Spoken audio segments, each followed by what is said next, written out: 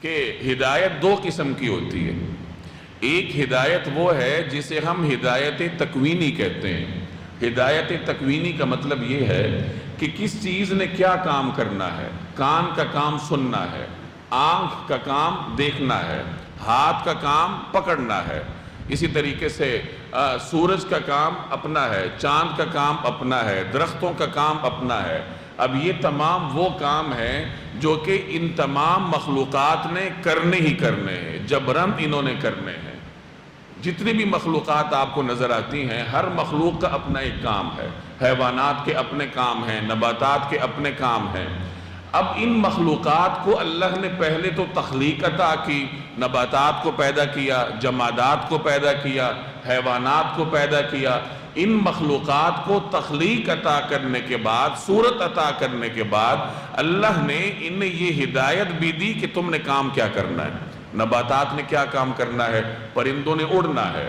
پرندے کو اللہ نے پہلے تخلیق عطا کی، اس کے بعد اس کو اڑنے کی تعلیم دی کہ تم نے اس طریقے سے اڑنا ہے۔ مچھلی کو پہلے صورت عطا کی، پھر اسے تیرنے کی تعلیم عطا فرمائی، تیرنے کی ہدایت عطا فرمائی۔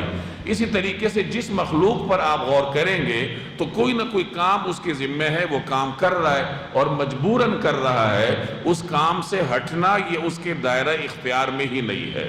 تو یہاں ہدایت سے مراد یہ ہدایت تکوینی ہے کہ اللہ تبارک و تعالی نے ہر چیز کو پہلے صورت عطا کی اور پھر اس چیز نے کرنا کیا ہے یہ بھی گویا اس کے اندر رکھ دیا یا اس کے اندر انسٹال کر دیا اللہ تبارک و تعالی نے کہ تم نے کرنا کیا ہے۔ تو یہ تو ہدایت کی ایک قسم ہے۔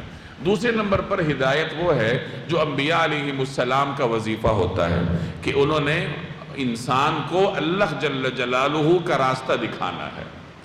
تو یہاں ہر چیز کو پہلے تخلیق کیا اور پھر اس کو ہدایت دی، تو اس کا مطلب ہدایت تکوینی ہے کہ اللہ نے ہر مخلوق کو پیدا کیا ہے اور پھر ہر مخلوق کی فطرت میں رکھ دیا ہے کہ تم نے کرنا کیا ہے۔ جمادات کے اندر بھی اتنا شعور ہے کہ ہم نے کیا کرنا ہے، نباتات کے اندر بھی شعور ہے، حیوانات کے اندر بھی شعور ہے۔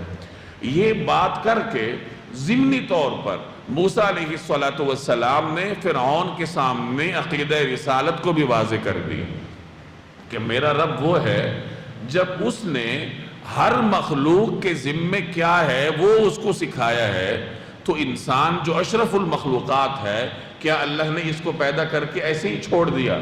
اللہ نے اس کے سامنے راستے واضح نہیں کرنا تھا کہ تم نے کرنا کیا ہے، اور اس راستے کو واضح کرنے کے لیے کوئی اللہ کی جانب سے مبعوث ہونا تھا جس نے اس کو بتانا تھا کہ اللہ کی رضا کس چیز میں ہے۔ تو اس طریقے سے ہدایت تکوینی کا ذکر کر کے ہدایت تشریعی بھی ضمنی طور پر اس میں آ گئی۔